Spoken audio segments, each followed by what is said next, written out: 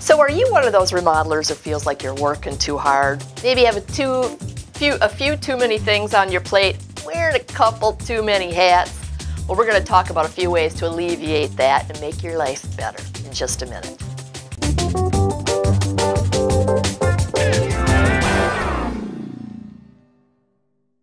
Hi, I'm Victoria Downing with Remodelers Advantage, and this is Power Tips TV, where we talk about tips, tactics, and techniques to help you build a strong, consistently profitable remodeling business.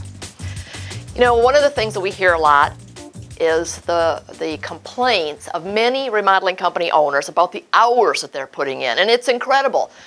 We really believe, and we know, in fact, that you can build this strong business without working 80, 90 hours a week. I mean, we've seen it happen over and over throughout the 30 years we've been doing this. So we know it can happen. So if you are one of those remodeling company owners who's simply working too hard, too many things on your plate, let's take a step back and think about how we can address that, reduce your workload, and delegate some of that responsibility to others. So the first thing you need to do is to keep a diary of the things that you are doing every day, day in, day out, while you're working. If that's 80 or 90 hours a week, then you should be keeping a diary of what you're doing for those 80 or 90 hours a week. Keep that diary for 2 weeks. At the end of that 2 weeks, take a look. It's like keeping a time card for yourself.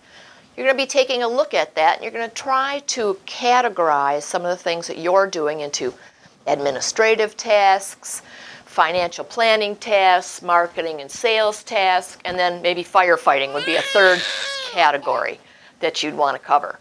Now, once you get this organized, it's time to take a really hard look and say, what am I doing that is really not using my knowledge, my expertise to the max, right? What can I hand off to others so that I can use my 40 to 50 hours a week on only those things that I can do?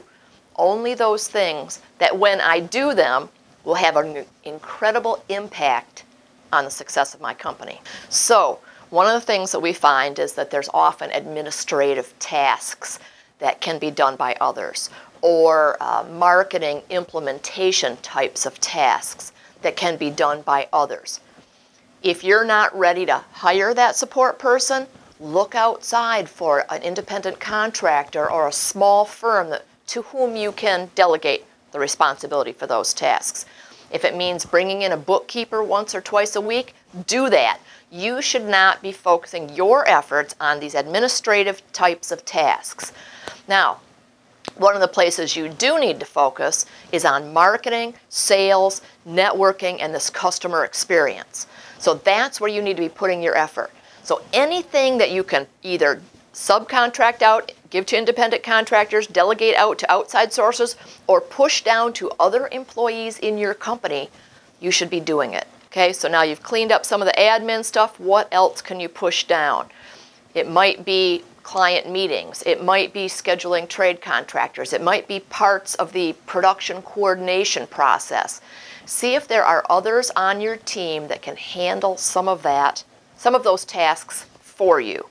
And again, allow you to focus on the highest impact activities for you and your business. Now, if you're at the stage where you're thinking about growing, but you're not sure who to hire next, what positions to fill, how to delegate that, give us a call. We work with companies of every size and every shape, and we can give you some tips and ideas on where you should be putting your effort, and again, how to get some of that off of your back and on to other people so you can focus on growing this business. See you next week. How's that? Cut and play. Are we really doing this every week? Yeah. Let's see you next time. How's that?